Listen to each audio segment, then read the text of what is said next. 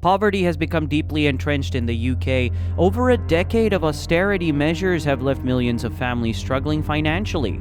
The current cost of living crisis is pushing even more people below the breadline, with low-income households bearing the brunt of the impact. Before the crisis hit, a staggering 14.4 million people, or roughly 1 in 5, were living in poverty in the UK, according to 2022 figures. Among them, 4.2 million were children. These harrowing statistics slightly underestimate the true extent of the problem today. Even more alarming is the rise in extreme poverty, or destitution. In 2022, 3.8 million people were experiencing this most severe form of poverty, a staggering 61% increase since 2019. Over 1 million of those affected were children. It's a bleak reality. 2 decades and 6 prime ministers have passed since the UK last saw a sustained decline in poverty. This winter, millions of Brits face the prospect of being cut off from essential energy supplies due to their inability to pay the bills.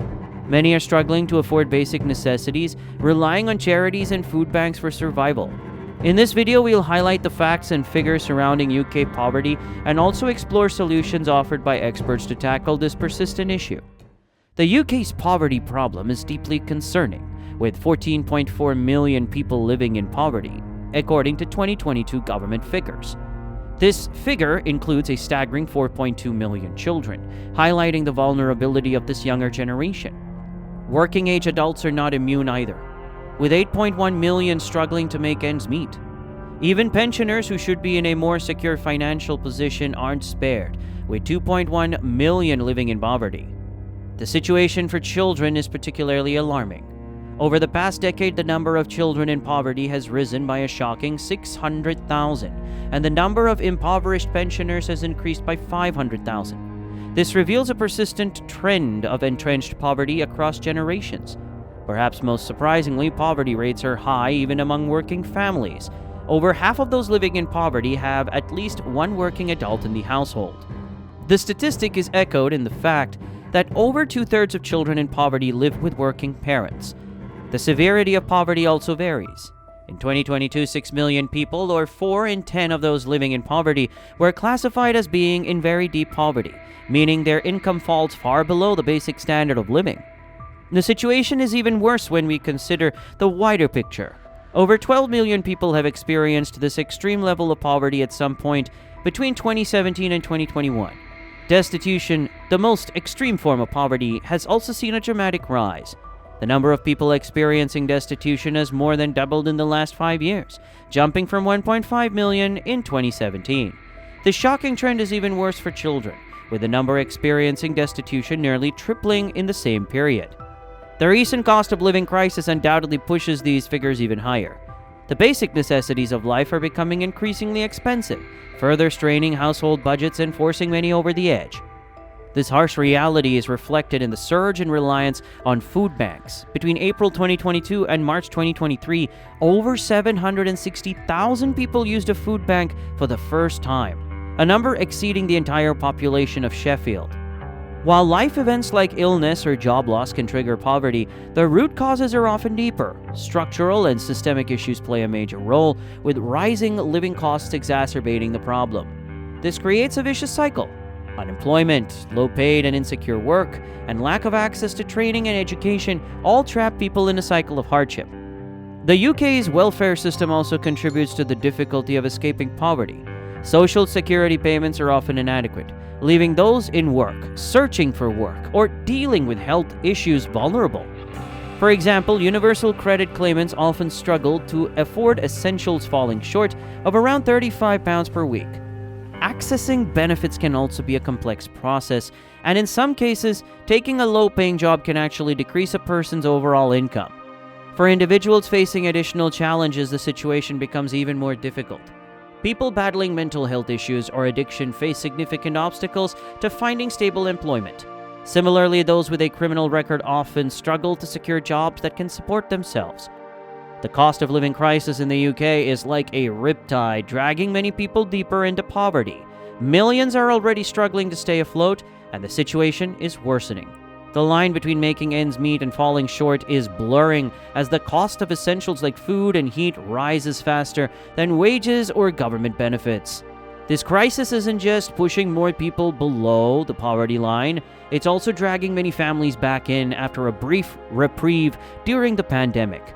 The recent increase in benefits wasn't enough to plug the growing gap, leaving many on universal credit still short each month.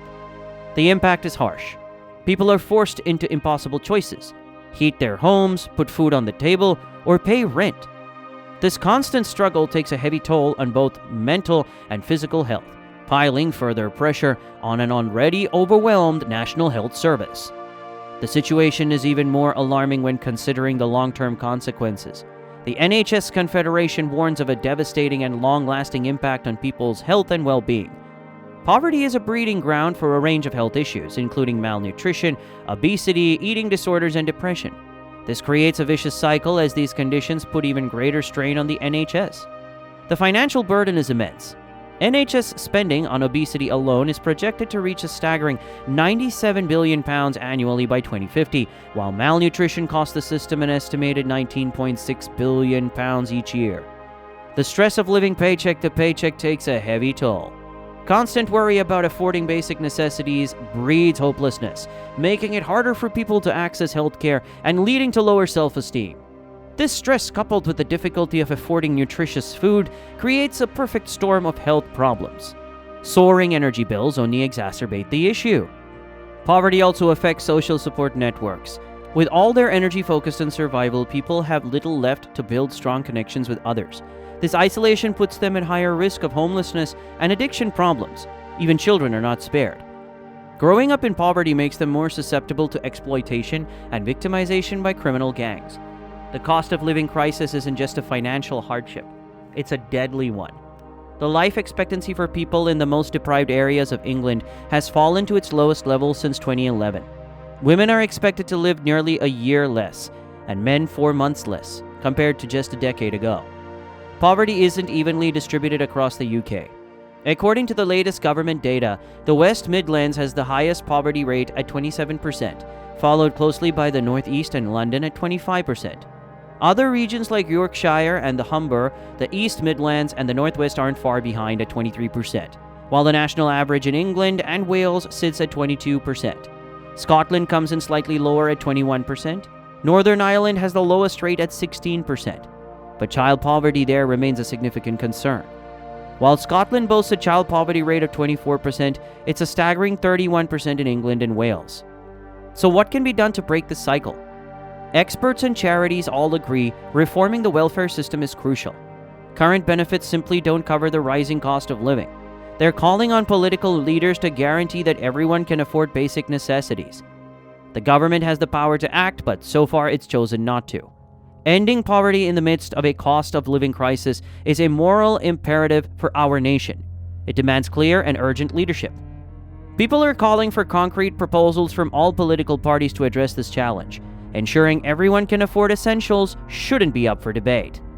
We need a social security system that works, one that allows people to live with dignity regardless of their employment status. The current 5-week wait for a first universal credit payment pushes many deeper into debt and relies heavily on food banks. The 2-child limit restricting benefits for additional children in a family also needs to be scrapped. Experts say these policies, along with the benefit cap that limits total payouts regardless of need, all contribute to financial hardship. While the government implemented a temporary £20 per week increase to universal credit during the pandemic, it was cruelly cut back in October 2021, right as the cost of living crisis began to bite. Ultimately, experts agree there's no real solution until wages rise in line with inflation. Only then will this crisis truly end.